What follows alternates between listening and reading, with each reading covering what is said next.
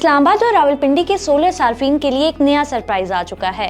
आइस्को ने ऐलान किया है कि मौजूदा ग्रीन मीटर्स को लाजमी तौर पर ऑटोमेटिक रीडिंग या AMR मीटर से बदलना होगा।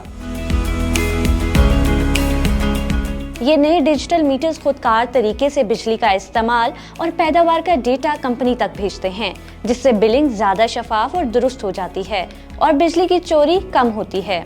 लेकिन सार्फिन परेशान हैं क्योंकि नए मीटर्स की कीमत तकरीबन 52,000 रुपए है और ये खर्च वो खुद बर्दाश्त करेंगे।